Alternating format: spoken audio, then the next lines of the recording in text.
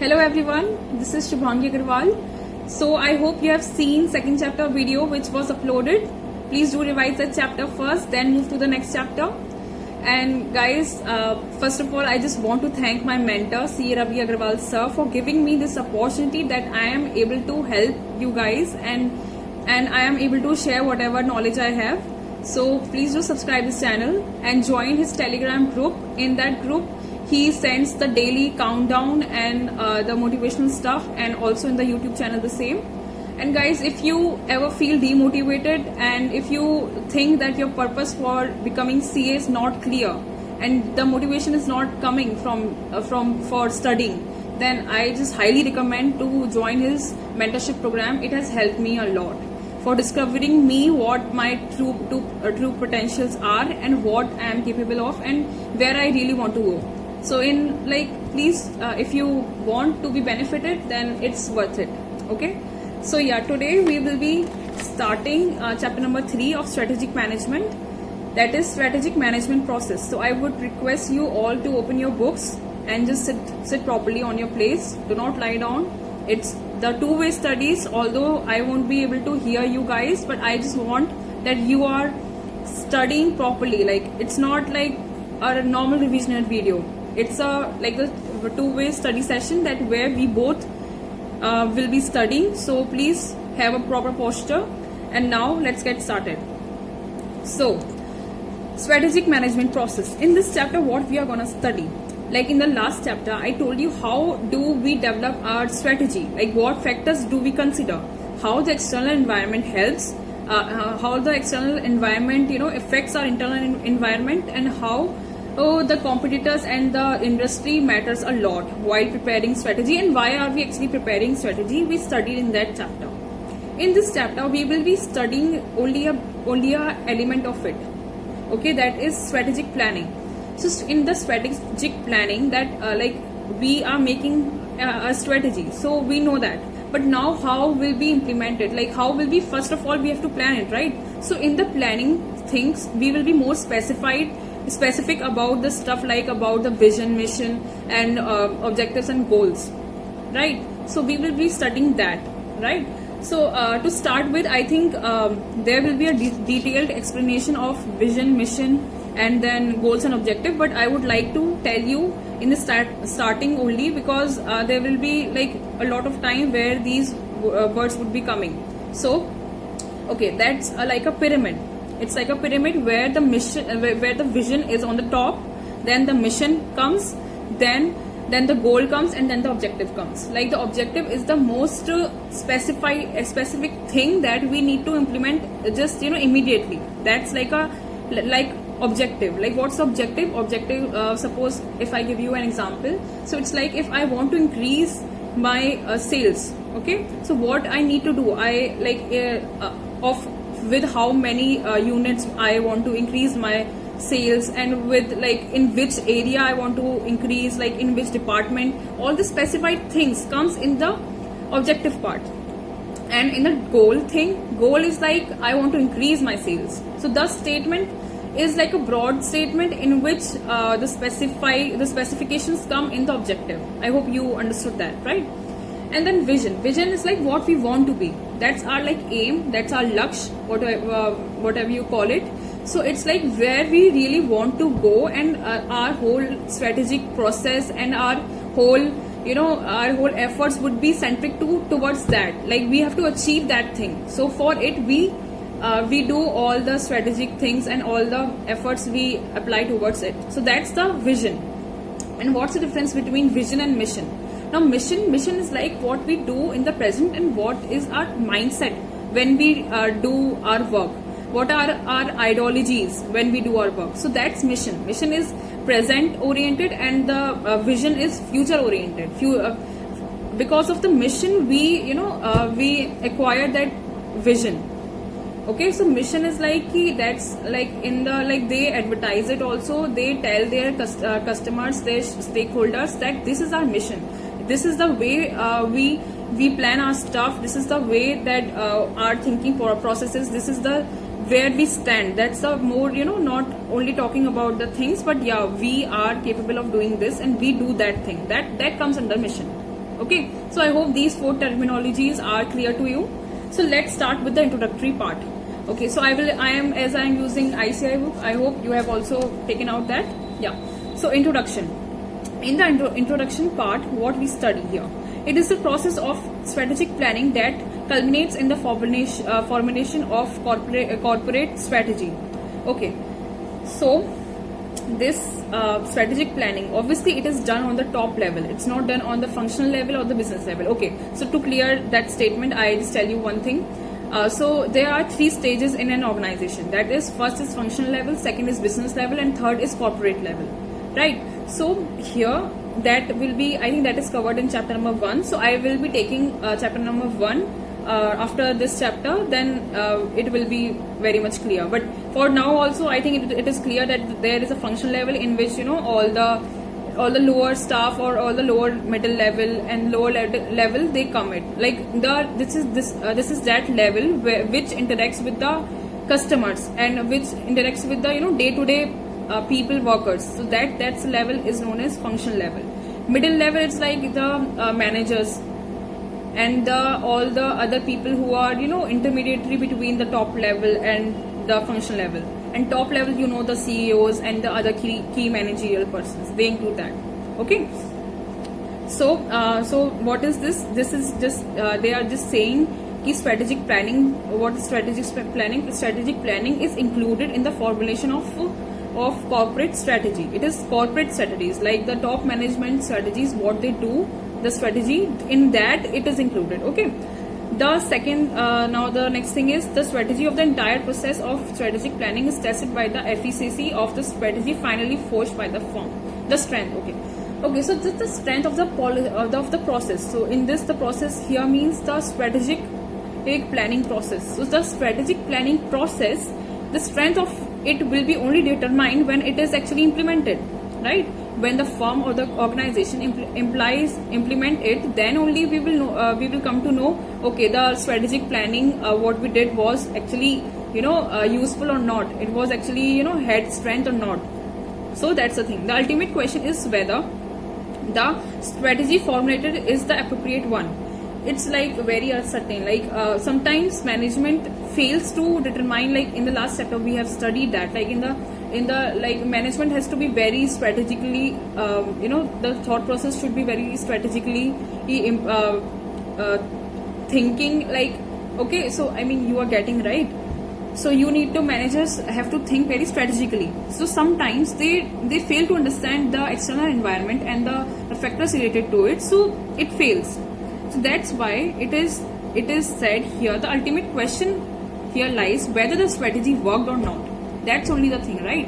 Because for attaining our vision, we need that the proper strategy should be implemented. So the ultimate question boils down to is the whether the strategy formulated is the appropriate one or not, whether it would take the firm to its objective. Okay. Now, corporate strategy is the game plan that actually steers the firm towards success. That's only, you know, gyan thing. The degree of the aptness of this game plan. Okay, just write in, you know, normal stuff. Just this is only for, you know, creating the answer, the volume of it, the length of it. So just write these stuff. Do not learn them. Just understand the stuff and just write in the exam if it comes. Okay, that is why formulation of corporate strategy forms the crux of the strategic planning process. Like the whole जो corporate strategy जो होती है उसका हमारा crux क्या होता है? That is strategic planning process. अगर आपकी planning process अच्छी होगी तभी आपकी strategy work करेगी. ठीक है? So just read this stuff once and then let's move to strategic planning thing. So planning, what does planning means? So in class 11 also we have studied that planning. What does planning mean? Planning is like where we are and where we want to go. That bridges the gap. Planning bridges the gap between that, right? So it is written over here that it gives the, you know, blueprint. It gives a roadmap type of thing. That because through it only we can, you know, get to that strategy thinking and we can implement the stuff. For every single stuff we need to have a plan, right? We can't just, without any plan we can't implement anything. And it's not about like a small daily activity which we do. It's about the organization, the firm, the company thing where a lot of stakeholders are there. So thus there will be, so there will be proper planning stuff, and it's not a one day thing.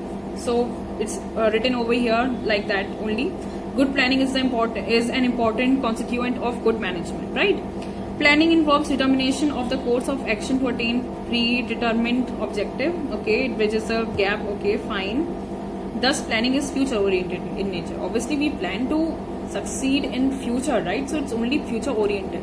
We do not talk about the present, right? So this planning is future oriented, and then planning can be strategic or operation. Okay, so planning, planning requires both on both stages, like the functional level also and the corporate level also. On functional level also, they have to see that how many workers like will be appointed, and how the activities have to be done. All the things need planning. Like for our just small work, we do planning such a lot, and in the organization also, if it's the functional level also, then also the planning would be required. So it's written like that only, right? Okay, so strategic plans are made by the senior management. I have told you that thing, yes, while taking the account of organizational strength and weakness. Yeah, that we have studied in the last chapter also, that the organizational strength and weakness will be obviously considered, and the external environment have to be considered before preparing strategies. Okay, so they involve acquisition and allocation of resources for the attainment of organizational objectives. Okay, but before operational plans, on the other hand, are made at the middle level and the lower level. Okay. So, but operational plans, that I have already told you that operational plans, where it is done on the functional level and the business level. So middle and lower level management, that's only the stuff. They specify details on how the resources are to be utilized efficiently for the attainment of the objective. Cool? Yeah, done. So, okay, understood. This was just starting just the framework of the chapter. Now we are gonna study, that was the introductory part. Now we are gonna study what is strategic planning. Like we have discussed so much of the planning stuff. Now let's see what they have to say. So it is a process of determining the objectives of the firm, resources required to attain these objectives, and formulation of the policies to govern the acquisition. Okay, so in this, if you see, like if I just tell you in a crux, then it involves like the utilization of the resources so properly in a systematic manner that your objectives are attained, right? So in this, what they have written, like if you just a minute, so just a second. So yeah. So strategic process planning, it is the process of determining the objectives of the firm. First of all, हम क्यों करते हैं, process क्यों कर रहे हैं, ये एक प्रोसेस इसलिए है जिससे आपको ऑब्जेक्टिव क्या है फर्म का वो पता चले, जिससे आप डिटरमाइन करोगे objective of the firm. Objectives के बारे में मैंने आपको बताया था that they are very specific.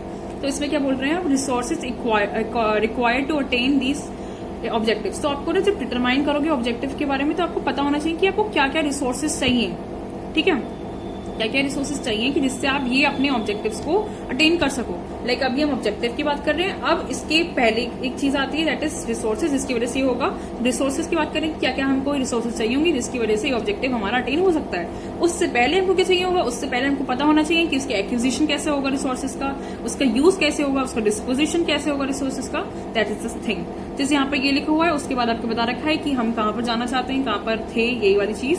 फिर ये बता रखा है कि ये जो है प्रोसेस जो है ऑर्गेनाइजेशन का, वो ऑर्गेनाइजेशन वाइड है, और मतलब focus on the major area. It's not like कि फॉर एवरी माइनर डिटेल और for every minor thing there will be a new strategy. Okay, so that's the thing. Now dealing with uncertainty. Look, like dealing with uncertainty, in this we are gonna study that the market is very uncertain. Like you do not know what is gonna happen next month or next day. So strategy can't be rigid, as we have studied earlier also, that strategy is not, we are not studying the science that it should be the only thing. That's not the hard and fast rule. But in this, it will be a little flexible, and the management has to make such a strategy that it will fit with the scenario later on also. Okay, so in this they have talked about key so strategic uncertainty which has far-reaching implication is a key construct in strategy formulation. Okay, uncertainty matters a lot. If you don't have any provision for it, you will have to regret it later. Okay, so they have to be little more flexible in it, and they have to, for it they have given a solution for it. Okay, so just we have to study this, and I think this is the important thing. Like this, you can't just write on your own words. Like you have to study this thing. So what is it?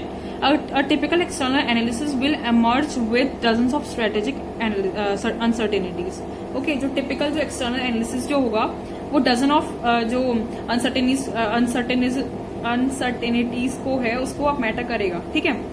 To be manageable they need to be grouped into logical clusters और theme. अब लोगों यहाँ पर to be manage, दे कौन है यहाँ पर? दे वो है लाइक द अनसर्टेनिटीज. ठीक है. तो अनसर्टेनिटीज को आपको एक ग्रुप करना पड़ेगा, उसको आपको एक क्लस्टर्स, लॉजिकल क्लस्टर्स और थीम में करना पड़ेगा. अब ये इसमें आगे बता रखा है कि कैसे होगा. तो लॉजिकल क्लस्टर्स और थीम्स जो होंगे वो आपके सेल्स के, आपके प्रॉफिट्स के बेसिस पे आप कर सकते हो. इस हिसाब से आप अपना मतलब इसको डिवाइड करोगे कि अच्छा मेरे को ऐसा लग रहा है कि इस फील्ड में ये हो सकती है मेरी अनसर्टेनिटी, तो उसको लाइक डिवाइड कर दो आप लोग. मतलब अपने मतलब नॉट लाइक एक जो जब अपना बना रहे हो प्लान तो उसको डिवाइड कर दो. उसके बाद फिर आपको क्या करना है कि फिर आपको उसका जो इन्फॉर्मेशंस वगैरह जो होंगी उस आईटी मतलब उसकी सारी की सारी इन्फॉर्मेशंस है, उनके एनालिसिस है, आप उसको सेपरेटली करो. उसको सेपरेटली करोगे तो यहाँ पर लेटर लिखा भी है कि आप वो एसबीयू के बेसिस पे करते हो कि कितना वो इम्पैक्ट करेगा आपके ऑर्गेनाइजेशन को. तो उस बेसिस पे आप देखोगे कि मेरे को क्या करना चाहिए, क्या मेरे को मूव लेनी चाहिए. ठीक है. तो यहाँ पर ये बता रखा है कि to be manageable they need to be grouped into logical clusters or themes. It is then useful to access the importance of such cluster in the order to set priorities with respect to information gathering and analysis. Okay, so I hope this is clear, right? Sometimes strategic uncertainty is represented by a future trend. Strategy जो हम लोग जो है ना uncertainty हमको मतलब future trends के हिसाब से भी हमको देखनी पड़ती है कि अच्छा हमारा ये हो गया. हमको थोड़ा वैसे इट्स नॉट लीगल बट हाँ स्पाई वगैरह भी होती है, स्पाइंग वगैरह भी ऑर्गेनाइजेशंस में. तो उसकी वजह से वो देखते हैं कि अच्छा क्या हो सकता है, क्या अनसर्टेनिटी लाइक आ सकती है. मतलब नॉट लाइक थोड़ा बहुत जैसे गवर्नमेंट वगैरह का होता ही है हमारे, तो मतलब हो सकता है वो. ठीक है. तो वो सब चीजें जो है हम लोग को अपनी इन्फॉर्मेशन गैदरिंग करनी पड़ेंगी, उसको एडिशनल एनालिसिस करना पड़ेगा जिससे कि हमारी अनसर्टेनिटी रिड्यूस हो जाए. उसको एरिया को हम मतलब डिवाइड करेंगे. हमको लगेगा कि ये हम क्लस्टर जैसे फॉर्म करेंगे, हमको लगेगा अच्छा ये वाला क्लस्टर जो है ये इतना इंपॉर्टेंट नहीं है, तो हमारा अगर थोड़ी सी अगर चेंज भी हो जाता है तो हमको इतना फर्क नहीं पड़ता. बट अगर जिसपे हमारा मेन बिजनेस डिपेंड है उस पर हम ज्यादा ध्यान देंगे, उसकी इन्फॉर्मेशन गैदर करेंगे कंटिन्यूसली और उसको मतलब एनालाइज करेंगे. ओके. सो अब क्या आता है कि आप पता है बट ऐसा नहीं है कि हमेशा ये वाली चीज जो है वो आपको रिड्यूस कर पाएगा अनसर्टेनिटी को. इसके लिए आपको सिनेरियो एनालिसिस भी करना पड़ता है. ठीक है. सब सिनेरियो एनालिसिस क्या होता है? सिनेरियो एनालिसिस एक कॉन्सेप्ट ही है वैसे तो. इसमें यहाँ पर लिखा हुआ है क्या है कि मतलब इसमें नहीं है, मतलब ऐसे कॉन्सेप्ट है. उसमें क्या है? Scenario analysis basically accept the uncertainty as given. आप क्या करो, अभी जो भी आपकी अनसर्टेनिटी है उसे एक्सेप्ट कर लो. उसे एक्सेप्ट करने के बाद आप फिर अपना अब जो है ना एक्सेप्ट कर लिया हमने. ठीक है. अब हम लोग फ्यूचर में जैसा भी होने वाला है उसके हिसाब से हम प्रिडिक्ट करेंगे. ओके ये काम हो गया है, सिनेरियो ऐसा हो गया है, तो अब आगे क्या हो सकता है? इससे बुरा कुछ होगा, इससे सही कुछ होगा, तो आप एटलीस्ट वो तो कर सकते हो ना. अब मतलब अब आप ये मत सोचो कि अब जो हुआ तो मतलब जो हो गया हो गया. अब आज से देखो आज से क्या होने वाला है, वो चीज आप देखते हो. ठीक है. तो फिर scenario analysis basically accepts the uncertainty as given and uses it to derive a description of two or more future scenarios. Strategies are then developed for each, as I told you. ठीक है. One outcome एक है ना, एक चीज ऐसे भी हो सकती है कि आप जो है कि थोड़ा सा फ्लेक्सिबल रखो. फ्लेक्सिबल रखना पड़ेगा तभी आप जो है मतलब ना अपना अडेप्ट कर पाएंगे उसको, और फिर तभी आप मतलब अपना सर्वाइव कर पाएंगे उधर. तो वहां पर यही चीज दिख रखा है. फिर impact of uncertainty. Each element of strategic uncertainty involves potential trends or events that could have an impact on present, proposed or even potential businesses. Okay. So इसमें क्या है? इसमें लिखा हुआ है कि हर जो अनसर्टेनिटी जो होती है ना वो क्या इन्वॉल्व करती है? वो इन्वॉल्व करती है आपका पोटेंशियल क्या क्या ट्रेंड्स जो थे ये मतलब किस किस पे इम्पैक्ट करती है वो आपकी, किस किस पे इम्पैक्ट करती है वो आपके पोटेंशियल ट्रेंड्स जो थे. मेरा मतलब ये था कि ये होने वाले ट्रेंड्स, ये इवेंट्स होने वाले हैं हमारे. ठीक है. और जो मतलब हमारे बिजनेस ये जो थे प्रपोज होने वाले थे उन पे हमारा इम्पैक्ट करेगा. ठीक है.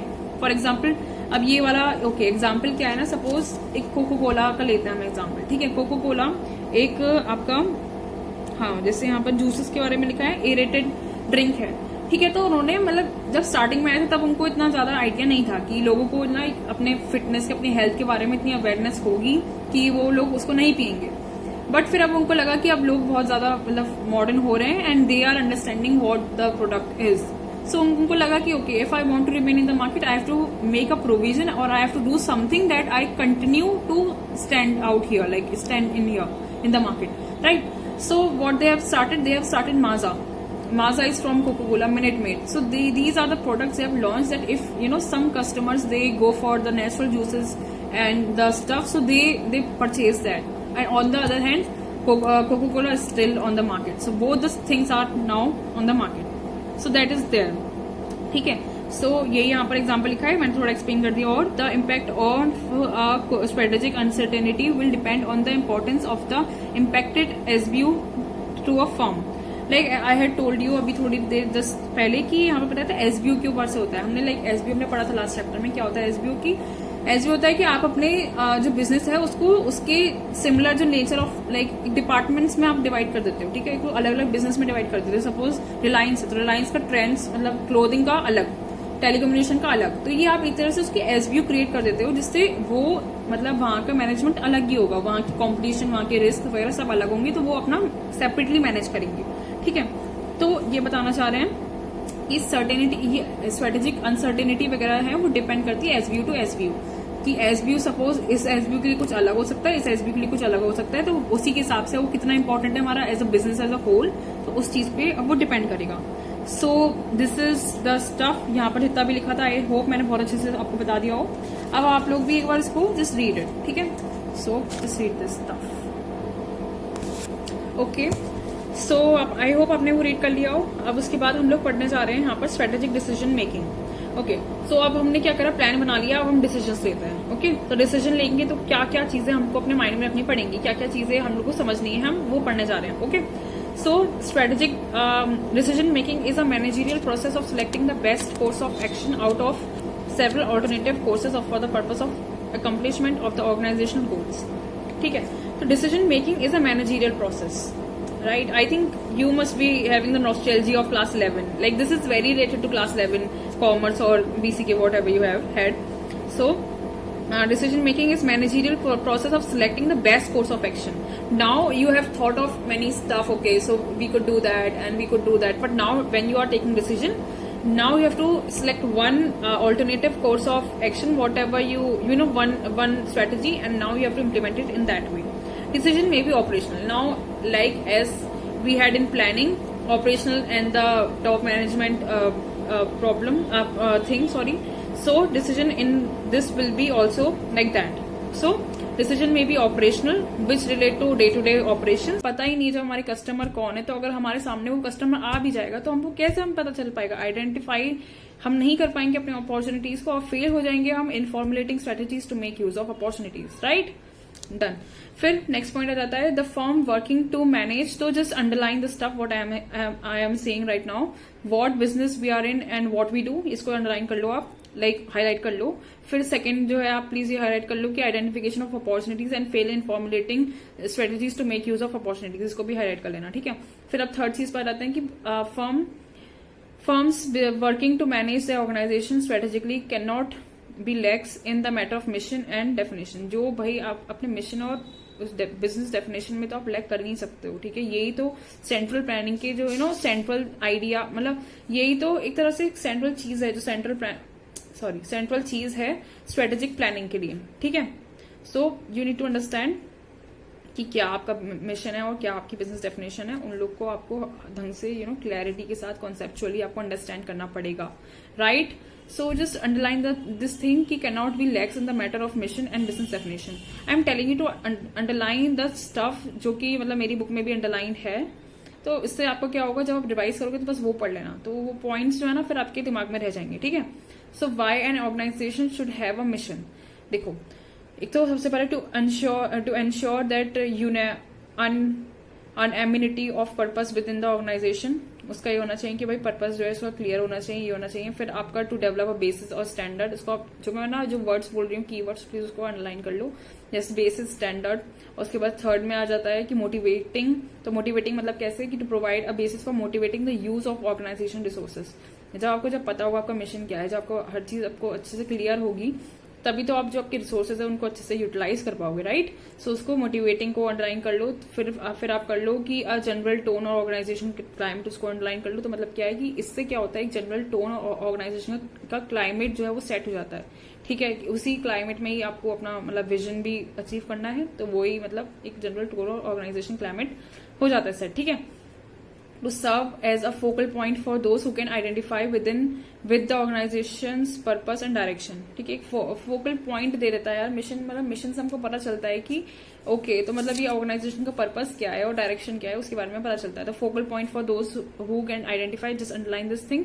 फिर to facilitate the translation of objectives and goals into a work structure, ठीक है।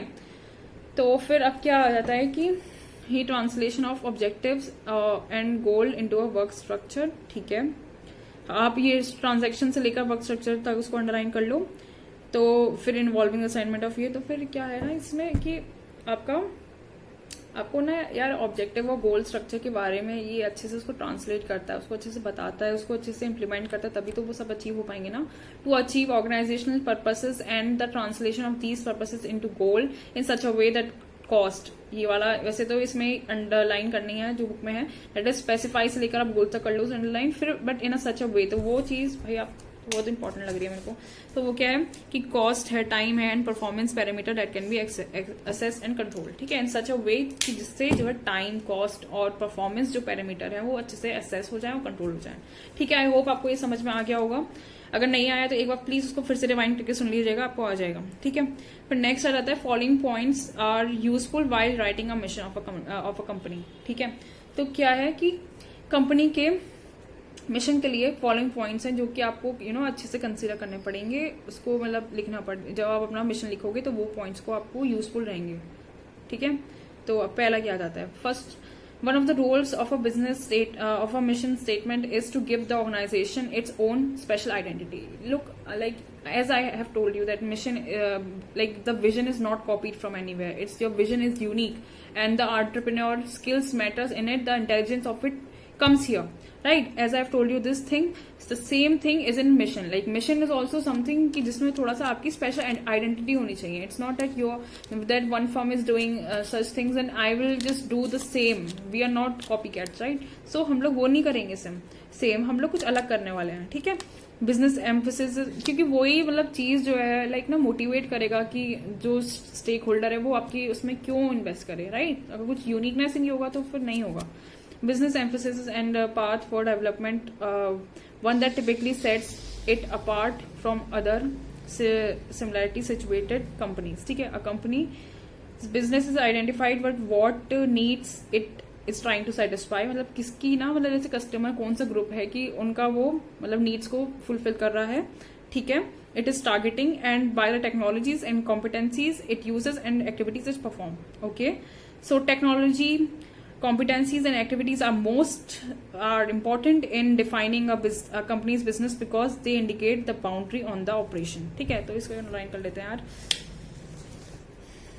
ठीक है। मतलब ना ऐसा होता है ना जो थ्योरी का जैसे पार्ट नहीं है, जैसे कुछ टेक्नोलॉजी हो गया, कॉम्पिटेंसीज हो गया, एक्टिविटी हो गया, बस उसको आप हाईलाइट कर लो। खैर मैं तो थोड़ा ज्यादा ही कर ले रही हूँ, बट फिर भी आप बस उसको हाईलाइट कर लो, जिससे आप जब पढ़ोगे तो सिर्फ वो पढ़ लो, ठीक है। आर इम्पॉर्टेंट दिस वो तो फिर आप अपने आप भी कर सकते हो। तो don't never highlight the whole line, ठीक है।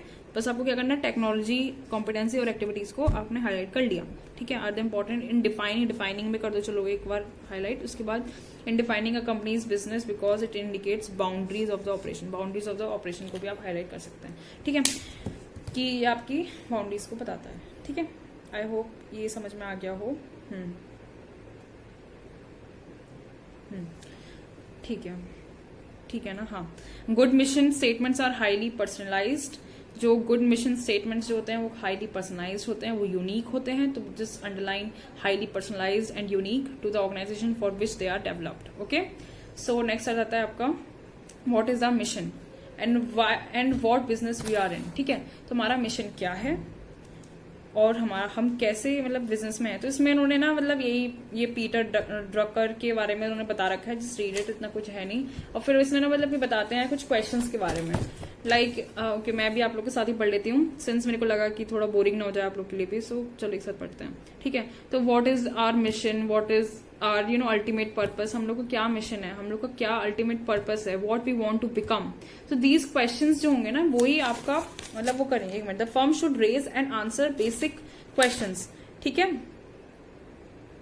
ठीक है, तभी आपको पता चलेगा, ये आप पता मतलब आपके क्या मिशन है और आप क्या बिजनेस में हो, तभी आपको पता चल सकता है। ठीक है, तो ये आपको अपने आप से पूछने पड़ेंगे, अपने बिजनेस से पूछने पड़ेंगे कुछ सवाल कि हमारा मिशन क्या है, हमारा अल्टीमेट पर्पस क्या है, हमें क्या बनना है और हम क्या ग्रोथ सीख कर रहे हैं और हम किस बिजनेस में हैं। ठीक है, so I hope this is clear. Then उसके बाद the corporate mission is an expression of the growth ambition of the firm.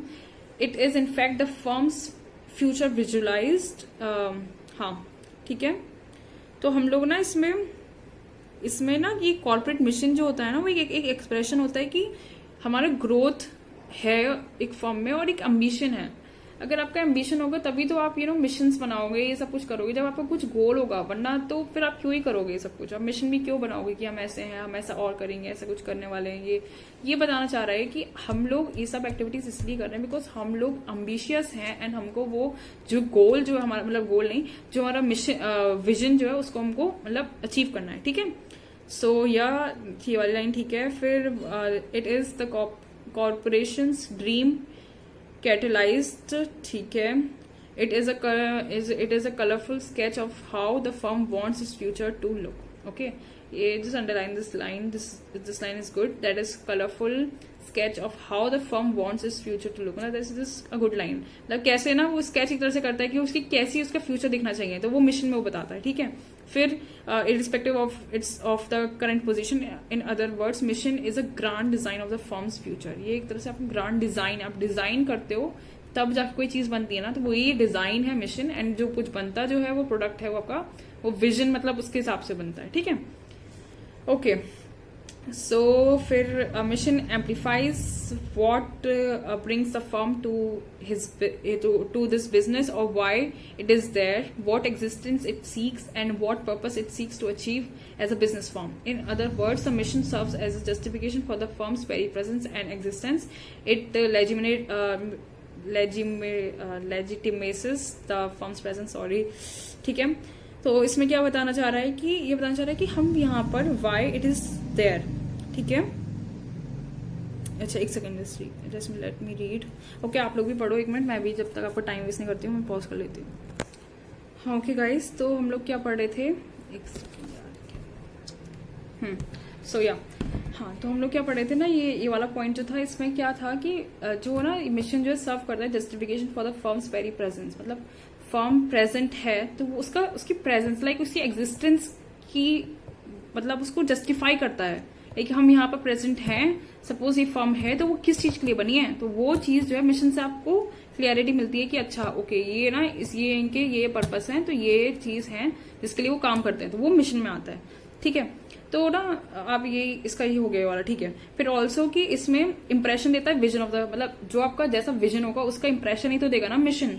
ऐसा तो नहीं है विजन अलग ही है कि हमको अंबानी बनना है और फिर मिशन हमारा कुछ है नहीं, तो वो थोड़ना है। अगर आपको अंबानी जैसा बनना है तो फिर उसकी तरह आपको मतलब मेहनत भी करनी पड़ेगी ना, तो उसके इंप्रेशन, उसकी मेहनत, उसका जो लाइक जो उनका आइडियोलॉजीज हैं वो भी थोड़ी बहुत तो मैच होनी चाहिए ना, तो इसलिए आपका इंप्रेशन आता है वो। ठीक है, फिर it represents the common purpose. उसके बाद ऐसा नहीं है कि ये सिर्फ मिशन जो है लाइक टॉप लेवल तक ही है, ऐसा नहीं है कि वो लोग फॉलो करने वाले हैं, पूरी की पूरी ये कंपनी को फॉलो करना पड़ेगा, तभी जाकर मतलब लोग जो है मतलब उसका ना मीनिंग निकाल पाएंगे कि ओके जो उनका मिशन है वो एक्चुअली वो कंपनी उसके हिसाब से काम कर रही है या नहीं। ठीक है, it add zeal to the firm, like ये ना कुछ पॉइंट्स है, बस उसको आप अंडरलाइन कर लो, फिर उसके बाद उसको समझाना है। मतलब इसमें तो ये है, ऐसा इज नॉट लाइक कि अब इसको पूरा रटना है, हमको रटना थोड़ी है, हमको ही समझना है, कुछ पॉइंट्स हमको रिमेंबर करने पड़ेंगे। अच्छा कि ओके सो मिशन से हमें क्या क्या होता है, हमको ये है कि हम लोग को इंप्रेशन मिलता है ग्रोथ ऑफ द फर्म, फिर हमको कलरफुल स्केच का हो गया, फिर इसमें आ गया कि हमारी प्रेजेंस के बारे में ये जस्टिफाई करता है,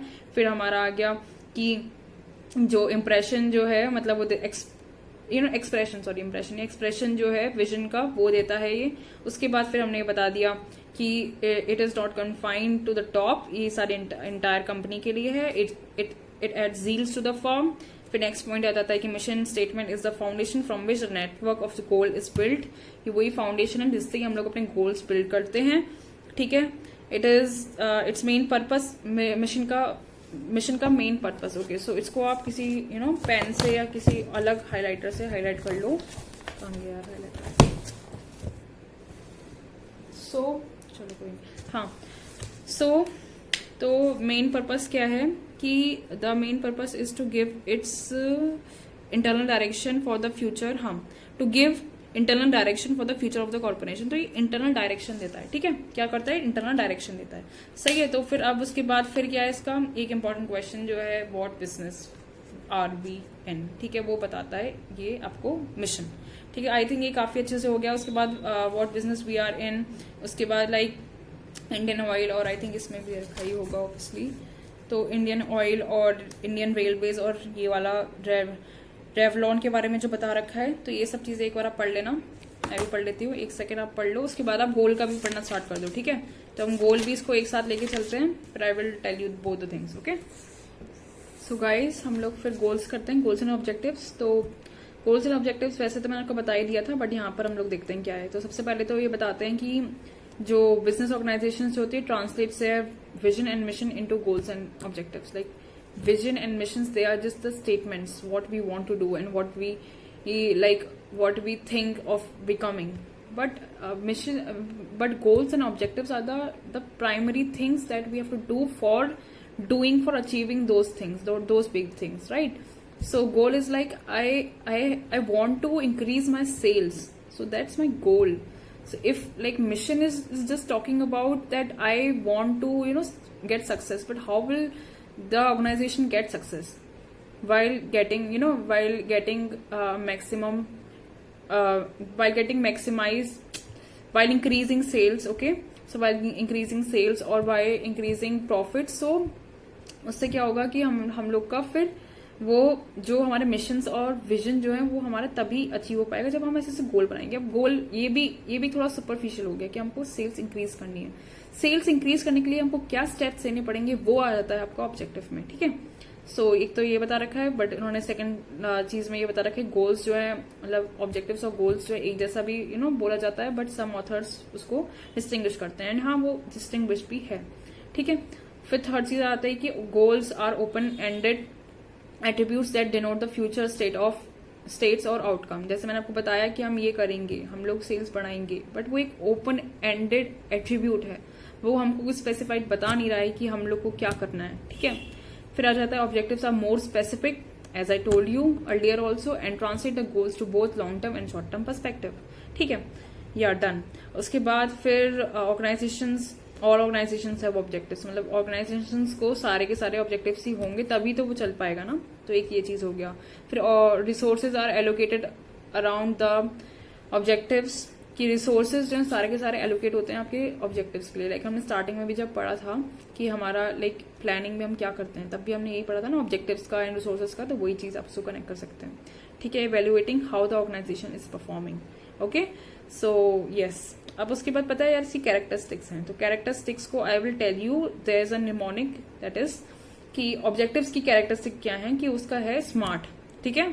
जस्ट राइट इट कि द कैरेक्टरिस्टिक्स जो भी मतलब लिखी हुई है आपकी बुक में, कैरेक्टरिस्टिक उसको जस्ट हाईलाइट कर लो और ऑब्जेक्टिव को हाईलाइट कर लो, फिर उसके साइड में लिख दो स्मार्ट। स्मार्ट मीन्स स्पेसिफिक होनी चाहिए ऑब्जेक्टिव्स को, ठीक है। एम मीन्स मेजरेबल होना चाहिए कि ऐसा मतलब मेजर तो कर सकते हो ना ऑब्जेक्टिव को कि हम लोग ये ऐसे काम कर रहे हैं तो हम लोग मेजर कर सकते हैं ना उसको, ऐसा नहीं है कि कुछ भी मतलब बोले जा रहे हैं, ठीक है। ए से अचीवेबल, ऐसा भी नहीं बनाना है कि हमको जस्ट आज ही मतलब 2 दिन में हमको अपनी सेल इंक्रीज करनी है, ऐसा मतलब अनरियलिस्टिक नहीं होना चाहिए। दैट शुड बी अटेनेबल और अचीवेबल, ठीक है। फिर रेलेवेंट होना चाहिए, इट शुड बी रेलेवेंट कि आज जो मैं कर रही हूँ सही में रेलेवेंट है या नहीं। लॉकडाउन में मैं कह रही हूँ कि मेरे को अपना मतलब जैसे सपोज मुंबई जाकर मेरे को अपने बिजनेस करना है, अभी स्टार्टअप करना है, तो वो मतलब रेलेवेंट तो हो एटलीस्ट, ऐसा तो रेलेवेंट होना चाहिए ऑब्जेक्टिव। टाइम बाइंडिंग होना चाहिए, टाइम बाइंडिंग होना चाहिए कि within 6 months I have to do this thing, within within a year मेरे को ये काम करना है। ऐसा नहीं होना चाहिए कि बस हम कर ही जा रहे हैं, कोई इसका टाइम ही नहीं है, हम 2 साल ले रहे हैं उसको 1 साल ले रहे हैं, वो नहीं होना चाहिए। ठीक है, फिर अब क्या है, a need for short term and long term objectives. Okay, so just read it once, फिर तो इट्स वेरी शॉर्ट नाउ, फिर हो जाएगा अपना। ठीक है, तो एक बार आपको रीड कर लो। सो गाइज, हम लोग क्या करने वाले हैं अब, अ need for both short term and long term objectives. तो हमको ये देखना है कि शॉर्ट टर्म और लॉन्ग टर्म की ऑब्जेक्टिव्स चाहिए। ऐसा नहीं है कि लॉन्ग टर्म में आपने बना लिया कि मेरे को 5 साल में इतना अपना मतलब प्रॉफिट इंक्रीज करना ही है या फिर इतना सेल्स करनी है। तो इसका मतलब ये तो नहीं है ना कि आप 3 साल कुछ काम ही नहीं करोगे, सिर्फ 2 साल में लास्ट में करोगे। तो इसलिए आपको शॉर्ट टर्म भी अपने ऑब्जेक्टिव्स बनाने पड़ते हैं। ठीक है, तो यहाँ पर एक ये लाइन भी लिखी हुई है और एक इसमें ये भी बता रखा है कि जो हाँ मतलब इससे पता है क्या होता है, शॉर्ट टर्म आपने कोई ऑब्जेक्टिव बनाया तो वो ना आपको मतलब फोकस करता है। सपोज यहाँ पर लिखा हुआ है कि हैविंग क्वार्टरली और annual objectives focuses attention on delivering immediate performance improvements. वो मतलब अगर आपने कुछ बनाया उसमें हल्का सा भी डेविएशन आएगा तो एकदम से आप इंप्रूव कर पाओगे ना। अगर एकदम से आपने बहुत बड़ा बहुत टाइम का एक ऑब्जेक्टिव बना लिया 5 साल, तो अगर आपने वहां तक फिर आपको इम्प्रूवमेंट मतलब फिर 5 साल बाद होगा तो कितना ज्यादा लॉस हो सकता है उस चीज के लिए। तो इसलिए शॉर्ट टर्म ऑब्जेक्टिव बनाना बहुत इंपॉर्टेंट हो जाता है। ठीक है, ठीक है, तो इसकी वजह से मतलब दोनों जो स्ट्रेटेजिक और फाइनेंशियल ऑब्जेक्टिव्स जो होते हैं वो दोनों इंक्लूड करते हैं कि शॉर्ट टर्म भी बने और परफॉर्मेंस और लॉन्ग टर्म भी बने। ठीक है, तो I think this is very much clear now. हाँ, उसके बाद सेकंड आ जाता है इसमें long term objectives. Long term objectives में क्या है कि to achieve long term prosperity strategic planners commonly establish long term objective in 7 areas। okay, 7 areas में जो है मतलब long term objectives हम सेट करते हैं। ठीक है, तो वो क्या है, profitability, productivity, competitive position, employee development, employee relation, technological leadership, public responsibility। ठीक है, just learn it। अभी तो खैर मतलब just read it and just write it once, so याद हो जाएगा ये। ठीक है, फिर long term objective represent the result as expected from pursuing certain strategies। ठीक है, long term जो है objective represent करता है कि उनका results expect हम क्या करते हैं, हम लोग क्या रिजल्ट एक्सपेक्ट कर रहे हैं। सर्टेन स्ट्रेटेजीज हम लोग represent the action to be taken to accomplish long term objectives. देखो यार, हम लोगों ने जैसे वो मैंने तुमको बताया था ना कि एक तरह से पिरामिड टाइप का होता है या फिर एक हायरार्की टाइप की होती है। तो उसमें जो लास्ट में जो होता है सबसे पहले स्ट्रेटेजी इंटेंट, फिर आपका आ जाता है आपका विजन मिशन, फिर आपका आ जाता है बिजनेस डेफिनेशन, फिर आ जाता है बिजनेस मॉडल, फिर आ जाता है आपका गोल्स एंड ऑब्जेक्टिव, उसके बाद आ जाती है स्ट्रेटेजी। स्ट्रेटेजी तो मतलब स्ट्रेटेजी और स्ट्रेटेजी इंटेंट में थोड़ा डिफरेंस है, आप समझना। स्ट्रेटेजी इंटेंट क्या है, वो इंटेंट है कि हम लोग यहाँ पर क्यों ही कर रहे हैं बिजनेस। ठीक है, तो वो तो इंटेंट हो गया। और स्ट्रेटेजी मतलब कि आप अपने ऑपरेशंस को भी, हर चीज को अगर आप लेने वाले हो, सपोज आपने सोचा कि ऑब्जेक्टिव मेरा है कि मेरे को यहाँ से इतना 3000 मेरे को अपनी यूनिट्स बढ़ानी है प्रोडक्शन में, ये करना है, तो अब उसके लिए भी कुछ करना पड़ेगा ना, उसके लिए एक स्ट्रेटेजी बनानी पड़ेगी ना। ओके, तो मैं ऐसे डील करने वाला हूँ या करने वाली हूँ, मतलब कि ऐसे डीलर से उसके बाद फिर इतने पैसे आएंगे, ये होगा, तो वो स्ट्रेटेजी हो गया। ठीक है, तो स्ट्रेटेजीज के बारे में ऐसे बता रखा है। फिर objective should be quantitative, measurable, realistic, that we have already read. उसके बाद फिर क्या आ जाता है कि each objective should also be associated with time line. Time line से तो होना ही चाहिए, तभी हमको पता चल जाएगा कि कितना प्रोग्रेस हुई है, क्या हो रहा है। तो objectives are commonly stated in terms such as growth in assets, growth in sales, profitability, market share, degree and nature of diversification, nature and degree and nature of vertical integration, earning per share and social responsibility।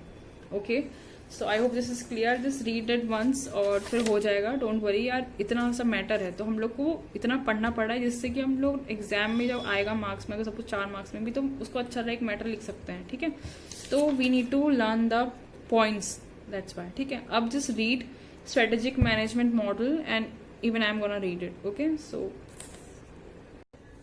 Okay, so हम लोग अपना strategic management model से start करते हैं अब। तो okay, just let me tell you one thing, that strategic management model और यहाँ पर स्टेजेस इन स्ट्रेटेजिक मैनेजमेंट। ठीक है, तो what's the difference between in these things. तो पहले जो स्टेजेस इन स्ट्रेटेजिक मैनेजमेंट जो है वो एक तरह से आपका थ्योरेटिकल है, थ्योरी में हम ऐसे करते हैं, बट एक मॉडल तभी बनता है जब वो प्रैक्टिकली इंप्लीमेंटेड होता है। So in this model we will be studying कि हाउ जब सही में ये जो है प्रैक्टिकली जब उन्होंने अप्लाई किया था तब क्या हुआ था इसमें। ठीक है, तो सबसे पहले identifying N organisations vision, mission, goals and objective is the starting point for strategy.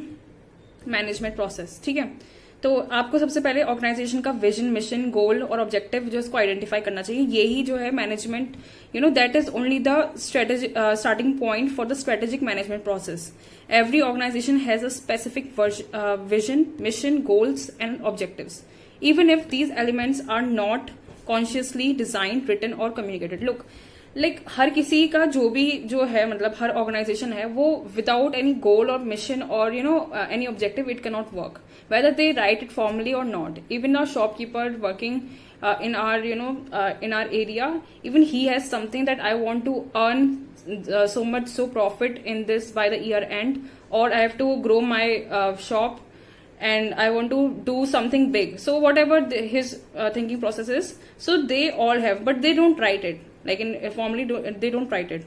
So I think this point is clear. The answer to where an organization is going can be determined largely by where the organization has been, ठीक है, कि अभी तक कहाँ था और कहाँ जाना है, ये जो है उसका आंसर करता है, ठीक है। The strategic management process is dynamic and continuous.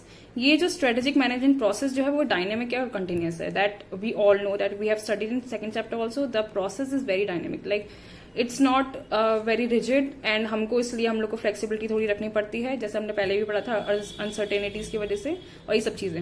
A change in any one of the major components in the model can necessitate a change in any or all of the other components, ठीक है।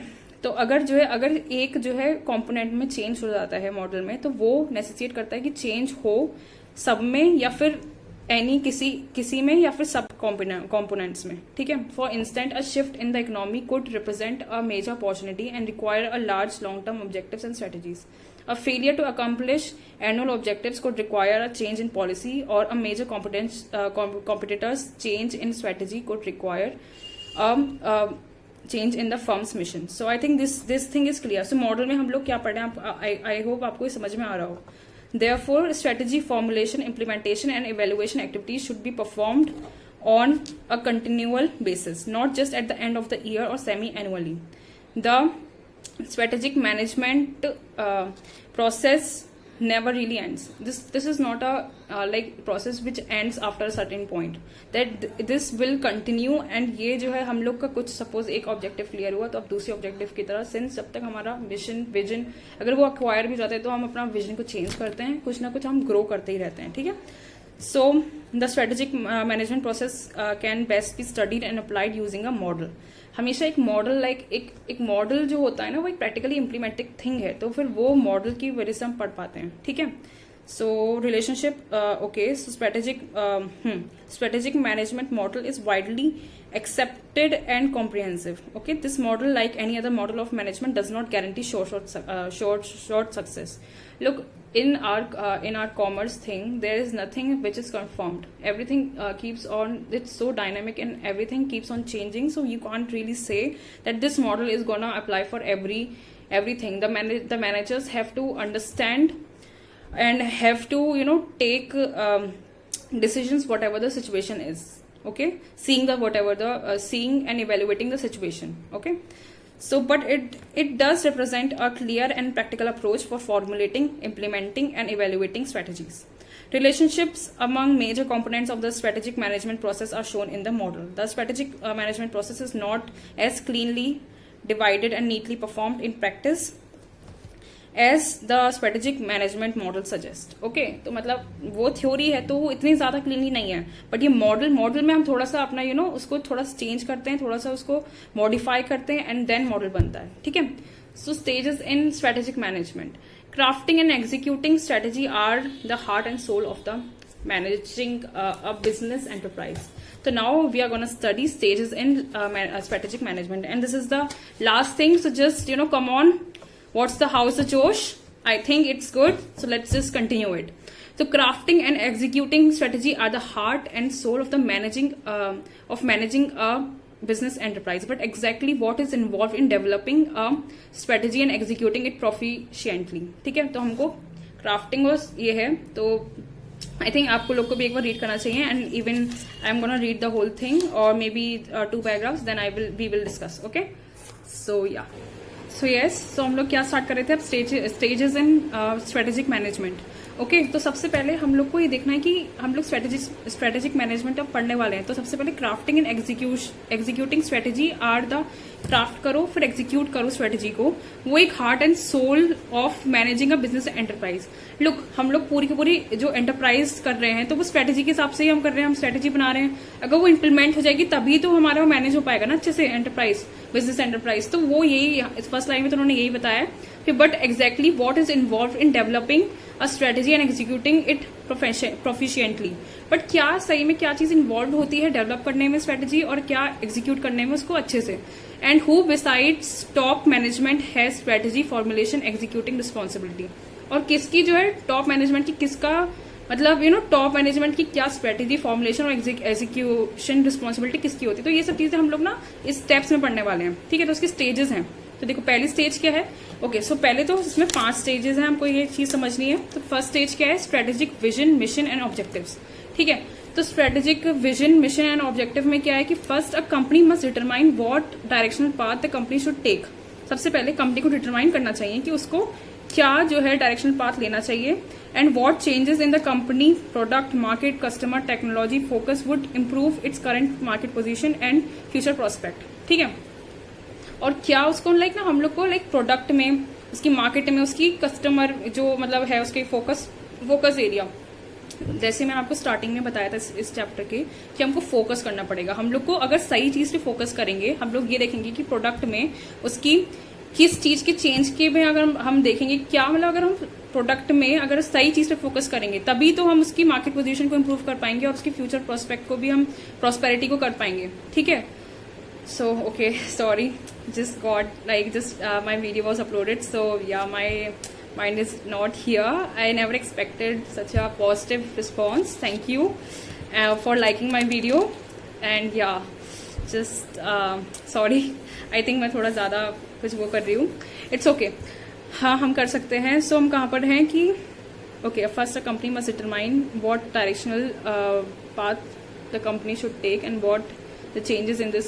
So guys just please एक बार read कर लो आप लोग इसको, बस मैं 5 मिनट्स में इसको अच्छे से पढ़ के फिर बताती हूँ, है ना। ओके हाँ, so strategic vision mission and objective, so that is this first stage.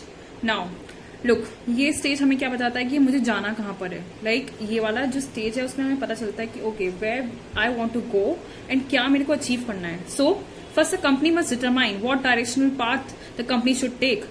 सबसे पहले कंपनी को डिटरमाइन करना चाहिए कि उसको कौन सा डायरेक्शनल पाथ लेना चाहिए। एंड व्हाट चेंजेस, ये चेंजेस वाली थिंग आई थिंक मैंने आपको पहले बता दी, बट स्टिल मैं आपको फिर से अच्छे से बता देती हूँ क्या है कि क्या चेंजेस कंपनी को अपने प्रोडक्ट में, फोकस में, मार्केट में, टेक्नोलॉजी में लेके आना चाहिए जिससे उसकी मार्केट की करंट पोजीशन अच्छी हो जाए, ठीक है, इंप्रूव हो, है ना। तो यही तो हम स्ट्रेटजीज जब बनाते हैं, हम लोग अपना विजन वगैरह जब करते हैं तो हम लोग क्यों करते हैं, जिससे हम इंप्रूव हो जाएं और अपना मिशन विजन जो भी मिशन करेंटली मिशन अपना अचीव कर पाए। एंड अगर लॉन्ग लास्टिंगली आप फ्यूचर के बारे में बात कर रहे हो तो विजन अपना हम वो कंप्लीट कर पाए, would improve its current market position and its future prospect, ठीक है। Top managements view and conclusion about the company's direction. Look top management का जो व्यू होता है, कंक्लूजन होता है, वो that matters the most. What ever the top management things वो ही मतलब उसके स्ट्रेटेजिक विजन जो है वो ही उसका फोकस रहेगा, मतलब वैसे ही उसकी स्ट्रेटेजिक विजन बन जाएगा, ठीक है। सेकंड पॉइंट में ये बताया। Third point, clearly strategic vision delineates management's aspiration for the organization and highlights a particular direction or strategic part for it to follow in preparation of the future and molds its identity, ठीक है।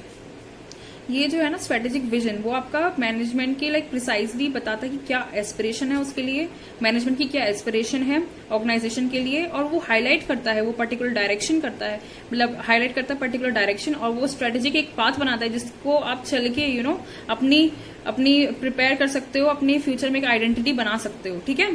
So that's the thing. Now a clear articulated strategic vision communicates management's aspiration to stakeholders and help in, या same ही है, सब चीजें पता है, वही जो हमने पढ़ा, that the same concept is repeating. So I don't think so यहाँ पर इसमें कोई प्रॉब्लम होगी। अब आगे क्या है, mission and strategic intent. Managers need to be clear about what they see as a role of their organization and it is often expressed in terms of statement of missions, okay। So management को clear होना चाहिए कि वो कैसा जो है ना अपना रोल देख रहे हैं अपना ऑर्गेनाइजेशन में, ठीक है। और जो है उनको अपने मिशन की तरह, मिशन के उससे अपने जो रिस्पॉन्सिबिलिटीज है, अपना रोल जो है उसे अपना मतलब उसको ढंग से अपना एक्सप्रेस करना चाहिए, ओके। उसके बाद फिर it is important that both external stakeholders and other managers in the organisation need to be clear what the organisation is seeking to achieve in, okay. तो ये बहुत ज्यादा इंपॉर्टेंट है एक्सटर्नल स्टेक होल्डर्स के लिए, और जो managers, other managers जो भी ऑर्गेनाइजेशन में हैं, उनको देखना चाहिए कि मैनेजर्स के लिए वो मतलब वो ऑर्गेनाइजेशन के लिए वो क्या चाहते हैं, कि वो क्या सीख करे। तो वो चीज़ अगर बहुत क्लियर होगी ना, तो फिर वो इन ब्रॉड टर्म्स अगर ये होगा तो वही वो काम करेंगे, वही उनका मिशन एंड विजन बन जाएगा, ठीक है। तो यहाँ पर strategic vision, mission and objective में हम यही पढ़ रहे हैं कि उसका विजन, मिशन कैसे बनता है, लाइक क्या डिटरमाइन करना चाहिए, कैसे जो है टॉप मैनेजमेंट की व्यूज और कंक्लूजन्स मैटर करते हैं, कैसे जो एस्पिरेशन बन जाती है, कैसे वो स्टीयर करता है, कैसे जो मिशन एंड स्ट्रेटेजिक इंटेंट जो है वो क्या बताती है, ओके। तो दिस इज इम्पोर्टेंट। ऐसा, हाँ, ये क्या स्टेक होल्डर्स का क्या होता है, ठीक है। The objective provides the basis for its major decision of the firm and also set the organizational performance to be realized at each level, ठीक है।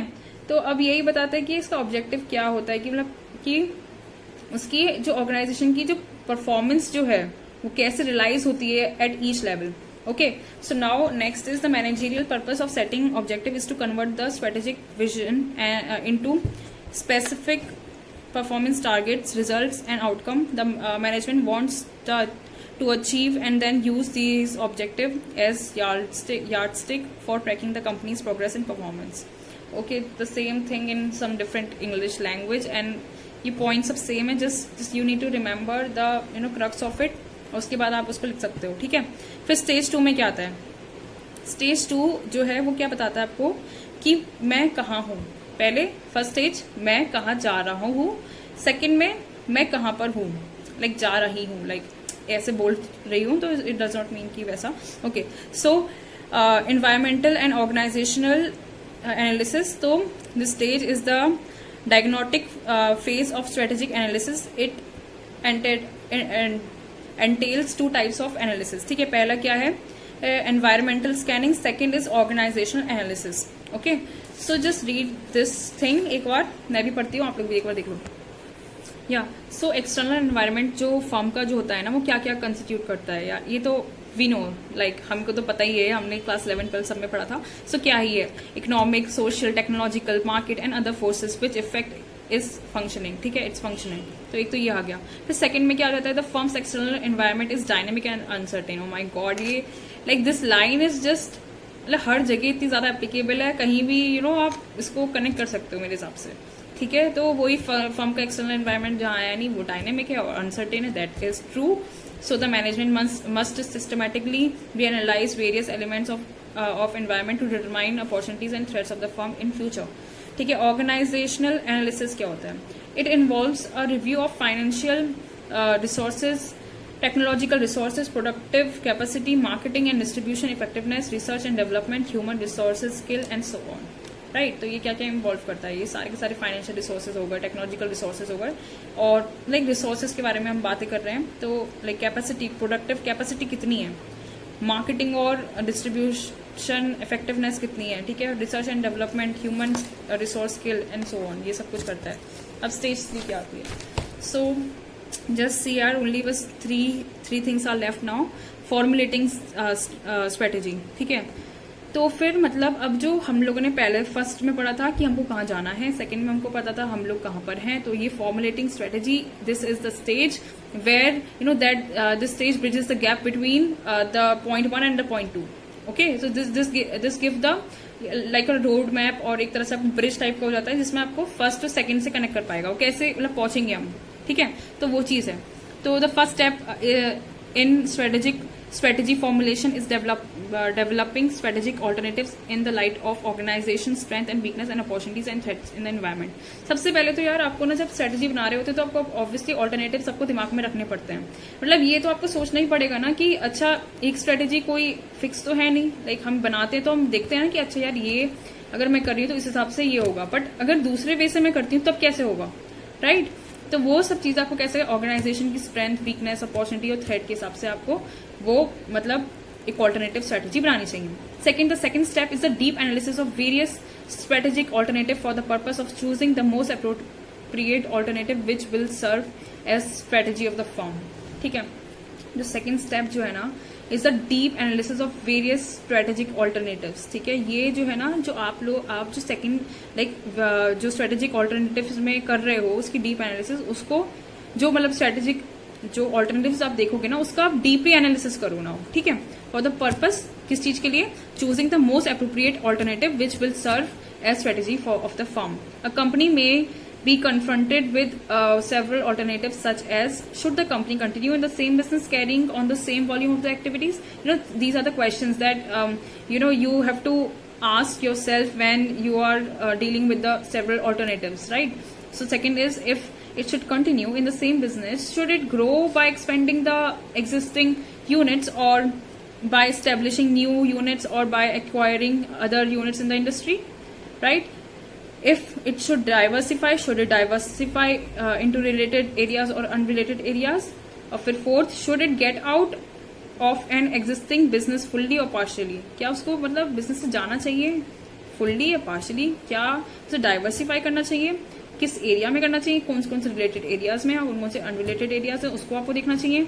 ठीक है, तो ये सब चीजें जो है आपको अपने आप से क्वेश्चंस करनी पड़ेंगी. The above strategic alternatives may be designated as stability strategy, growth expansion strategy and retrenchment strategy. A company may also follow a combination these strategies called combination strategy. अगर ना आप ये सारी स्ट्रेटेजी को आप अगर कंबाइन कर देते हो, ठीक है, कौन कौन सी स्ट्रेटेजी ऑल्टरनेटिव्स, हाँ ठीक है, हाँ, ये हम आई थिंक आगे वाले चैप्टर में पढ़ने वाले हैं. स्टेबिलिटी स्ट्रेटेजी क्या होती है और ग्रोथ एंड एक्सपेंशन स्ट्रेटेजी जो होती है, रिट्रेंचमेंट स्ट्रेटेजी होती है. ये सारी स्ट्रेटेजीज जो है ना, इसको अगर आप जो है कंबाइंडली पढ़ोगे तब कैसे होगा. ओके, हाँ सही है. फिर उसको अगर कंबाइंडली अगर आप इम्प्लीमेंट करते हो तो उसको क्या बोलते हैं, कॉम्बिनेशन स्ट्रेटेजी करते हैं. डोंट वरी, ये अभी आगे आएगा, so I will tell you in detail वो इम्प्लीमेंटेशन ऑफ स्ट्रेटेजी. अब आपने जो उसमें थर्ड में पढ़ा, तो अब उसको आप इम्प्लीमेंट भी तो करना ही है ना. हम it's not about just thinking in the head, it's about implementation also, right? So implementation and execution in an operations oriented activity aimed at shaping the performance of core business activities in a strategy supportive manner. Okay, this is the most demanding and time consuming part of the strategic management process. Obviously most demanding because all we are thinking just to implement, right? So that's the thing. In most situations, strategy execution proceeds includes the following principles aspects. First, developing budgets. Second, staffing. Okay, so हर जो ज़्यादा से ज़्यादा situations जो होती है ना, ज़्यादा situations, उसमें स्ट्रेटजी एग्जीक्यूशन प्रोसेस जो होती है वो कौन कौन से प्रिंसिपल एस्पेक्ट्स को इंक्लूड करती है. पहला, आप डेवलप करो बजट को.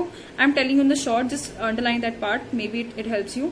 Second, staffing the organization, staffing करना चाहिए आपको. इंश्योरिंग द पॉलिसीज, फिर using the best known practices, फिर installing information and operating systems, motivating people, creating company culture और exerting the internal leadership. Okay, just read it once, आपको समझ में आ जाएगा. फिर अब बस लास्ट खत्म करते हैं बस. ओके, सो हमारा चैप्टर नंबर 3 खत्म होने वाला है. सो जस्ट लास्ट में आके आपको अच्छे से करना ही है, फिर है ना. हम करते हैं बस चैप्टर स्टेज नंबर 5. तो उसमें क्या है, strategic evaluation and control. The final stage of the strategic management process क्या है कि evaluating the companies progress, assessing the impact of new external development. अब आपने कर लिया, अब आपने इम्प्लीमेंट भी कर लिया, उसके बाद आप इवेल्युएट तो करोगे ना कि मैंने जो करा है क्या वो ठीक है या नहीं, राइट? सो जो फाइनल स्टेज में हम जब आ जाते हैं स्ट्रेटेजिक मैनेजमेंट प्रोसेस के, तो वहां पर हम लोग क्या करते हैं, इवेल्युएट करते हैं कंपनी की प्रोग्रेस, कि कितना प्रोग्रेस करी है, उसका असेस करते हैं कि क्या इम्पैक्ट हुआ है न्यू एक्सटर्नल डेवलपमेंट का, तो उसका, और फिर मेक करेक्टिव एडजस्टमेंट. हमको एडजस्टमेंट भी बनानी पड़ती है, हमको आपको पहले बताया था अनसर्टेनिटीज के बारे में, तो वैसे ही इसके लिए लेकर हमको थोड़ा करेक्टिव एक्शंस लेने पड़ते हैं. Is the trigger point to decide whether to continue or change the company's vision. और जो भी अभी एक्सटर्नल जो डेवलपमेंट्स जो हो चुके हैं उसकी वजह से हमें क्या देखना चाहिए कि हमको क्या कंटिन्यू करने चाहिए, जो अपने विजन्स, मिशंस एंड स्ट्रेटजीज वगैरह है, या इसको चेंज करना चाहिए. सही है. उसके बाद so long as the company's direction and strategy seems well matched. अगर आपको लगता है कि कंपनी की डायरेक्शन और स्ट्रेटजी अगर सब वेल मैच्ड है to the industry and competitive conditions and performance targets are being met, company executives may decide to stay the course. ठीक है, simply tuning the strategic planning and continuing with ongoing efforts to improve strategy executions are sufficient. ठीक है, फिर last पे हम एक बार बस पढ़ लेते हैं last paragraph. Okay, done this chapter, just read it once more. We have to read it once more so that it retains in our mind. Maybe don't read it right now. After some time, just read it. But okay, you have to read it. Just don't listen to it and just go. Okay. So periodically assessing what aspects of strategy executions are working. तो अगर आपको periodically assess करना चाहिए कि क्या aspect हैं strategy के executions के, क्या वो work अच्छे से कर रहे हैं या इसमें कोई improvement चाहिए, और what needs improving is normal और desirable. हाँ, जो इम्प्रूवमेंट की नीड्स जो है ना, मतलब वो क्या नॉर्मल है या डिजायरेबल है, मतलब बहुत ज़्यादा उनको चाहिए अभी, मतलब आपको चेंज करनी पड़ेंगी अपनी कुछ स्ट्रेटजीज वगैरह, या फिर आपको वो ठीक है. Successful strategy execution entails vigilantly searching for ways और continuously improve and then making corrective adjustments whenever and wherever it is useful to do so. So in this, just the one thing they have been talking about, बार बार इसमें क्या बोल रहे हैं कि बस आपको ये देखना है कि क्या जो है उसको, मतलब जो हमने इम्प्लीमेंट करी है क्या वो ठीक है, और हमको एक ऐसी अप्रोच से करना है ये वाला एनालाइज कि हम लोग को कोई कंटिन्यूसली इम्प्रूव करना पड़ेगा, करेक्टिव एडजस्टमेंट्स करने पड़ेंगे जब भी और जैसे भी आपका नेसेसरी हो, जब भी और जैसे भी मतलब यूजफुल हो. सो अगर आपने अभी तक देखी है video, so thank you so much for giving me such support, and just I just want कि आप ऐसी पढ़िए, अच्छे से पढ़िए, and I will be taking chapter number 1 now. So next lecture में हम लोग वो कंटिन्यू करते हैं. ओके, सो बाय बाय, टेक केयर.